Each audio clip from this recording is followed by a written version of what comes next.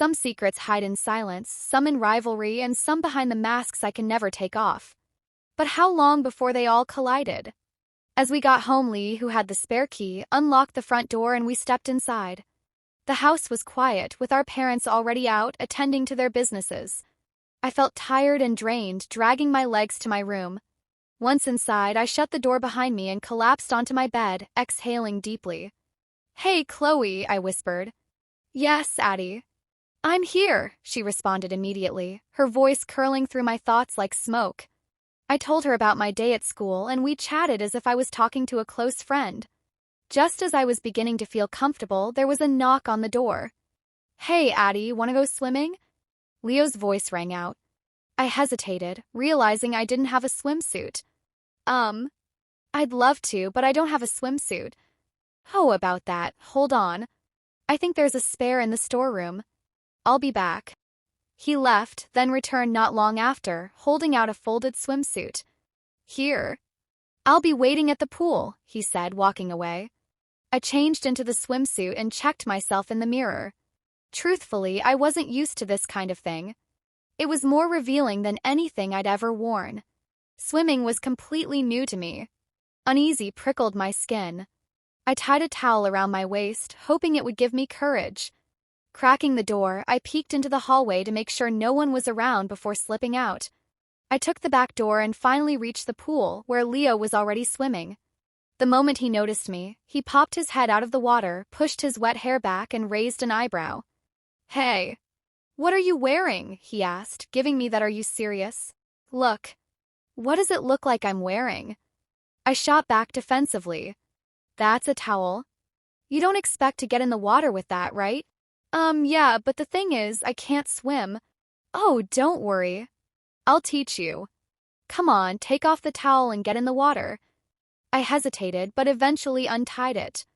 "It doesn't look that bad," he muttered, handing me some flotation devices. "These are for newbies. You'll be fine." With patience, he taught me the basics. After a few shaky attempts, I was exhausted. He suggested I take a break. As I sat down by the pool, dripping my legs into the water, I looked up, and my eyes caught a glimpse of Lee watching us from the window. I didn't know how long he had been there, but when our eyes met, he didn't blink. He simply looked away, calling out to Leo instead. "Addie, would you like some fruit?" Leo asked, breaking my thoughts. Sure." "All right, I'll be back." I couldn't help but wonder what Lee was doing, watching us from the window. Leo and I engaged in a few more activities until the evening slipped by in a rush. By then, Mom and Dad were already back. And here we were, sitting at the dining table, the warmth of family wrapping around me like a blanket. My parents asked about my day, about school, about bullies. But I told them everything was fine. The lessons were interesting. The school was great. We chatted a little more, and when dinner was over, I wanted to head up to my room. "Addie, sweetie, would you like to watch a movie with me?" Mom asked. I smiled apologetically. "I'd love to, but I'm feeling sleepy. I want to rest for school tomorrow." But the truth was, I had other plans. Once inside my room, I bounced onto my bed and called out to Chloe. "Hey, Chloe." "Hi, Addie. I'm here. It's been a while since we had some fun. What do you think?" "Sure. I'm ready," she purred. "Let's go have some fun." With that, I let her take over. My eyes turned black and red. A small horn pushed upward through my hair. My teeth sharpened into vampire-like fangs. I grabbed my kit, my hoodie and face mask, and stood at the window. With a flicker, I jumped out, landing in my underground hideout. This secret room was where I always prepared for my fights. Quickly, I changed into my fighting gear, pulling on the hoodie and the mask. As I looked at my reflection in the mirror, I heard the chatter and chanting of the crowd outside. One of my fans mentioned how excited he was that I'd be performing tonight. The announcement speaker echoed soon after, introducing me as the next act. I smiled to myself, a small, demonic smile. Adjusting my gear, I stepped from my dressing room. Taking the back door, I appeared on stage and was met with cheers and screams from my fans. "Chloe! Chloe! Chloe!" As I waved to the crowd, my eyes scanned the audience and locked on a familiar group. My brothers, Lee and Leo, along with Amber, Danny, JJ, and a few others from school. Shock and panic twisted in me. I couldn't let them know the truth. Go, Chloe. I got you, girl. Leo's voice cut through the roar. He waved proudly. I almost smiled but forced my tough, cold expression to remain. It was a strange feeling, knowing that my brothers were watching me in a completely different context. I wondered how they had discovered this underground world and what they thought of me as Chloe. Did our parents know they were actually here? For now, I pushed those thoughts aside. The fight awaited. My opponent entered, Vixen. She was massive, 6 feet tall, built like stone. Her blonde ponytail whipped behind her, neon pink gloves glowing under the lights. She sneered. Well, well, well. Look what we've got here. The little demon thinks she can take down the queen. You're gonna get destroyed, sweetheart. I smiled a cold, calculated smile. I knew Vixen's type, all talk, not enough substance. The bell rang. She lunged first, her fists like sledgehammers. I dodged, quick, weaving through her swings, landing sharp jabs. Her strength was terrifying, but her speed was nothing compared to mine. Still, one of her punches slipped through, cracking across my lip. Blood filled my mouth. Crowd roared. You think you're tough, little demon? I'll show you tough. Vixen snarled, slamming another punch into my stomach. Pain tore through me, but I refused to fall. With a cry, I launched back, kicks, punches, a flurry of blows. She swung again, but I spotted an opening. My fist hooked clean against her jaw. We clashed, movement lightning fast. For a moment, the fight could go either way.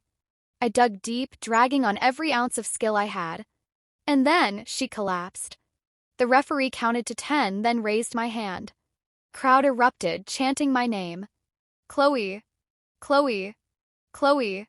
Vixen glared up at me. Anger melted into grudging respect. You're tough, little demon. I'll give you that, she spat before storming off. I slipped out through the back door, wincing at my bruised cheek. My manager caught up to me, asking if I needed to go to the hospital. I'm fine, I replied in my altered voice. He told me to meet him in his office after the fights to collect my prize. I nodded and walked away. But then, someone called out to me. Hey, Chloe. I turned, and there stood Leo. With him were Lee, Danny, Amber, and JJ. I maintained my composure, trying not to reveal my true identity. Leo approached, a huge grin on his face. Hi, he said. Hi, I replied simply. He launched into an enthusiastic speech about how much he loved my fighting style. I nodded, keeping my expression neutral. But then he asked if we could be friends, and I knew I had to tread carefully. I smiled, telling him it wasn't possible, trying to let him down gently. His face fell. Why? I'd really love to see your face behind the mask and hood, want to know if you're as friendly as you seem. I smiled again, hiding the truth. I have to go. I have other fights to attend to. As I turned to leave, Leo called out. Does she have another place that she fights? His voice was full of excitement. Yes, I answered without turning back. What's the name? He pressed. But I just smiled and said, never mind. With that, I disappeared into my dressing room, leaving them wondering about the mysterious Chloe. After a few more fights, the venue began to empty. I met with my manager, collected my prize money, and headed to the orphanage. It was our usual arrangement, leaving the money with a note instructing them to take care of the kids, assuring them the donation was friendly. That's what I've been doing for the past 2 years. After dropping off the money, I slipped back through the window and returned to my room just as I had left it. Collapsing on my bed, utterly exhausted, I let out a deep sigh. Addie, it's time to switch back, I whispered. With a quiet response, I felt the familiar shift, my persona as Addison taking over once more. I headed to the shower, washing away the sweat and grime of the fight. Clean and refreshed, I returned to bed, ready to face another day. To be continued.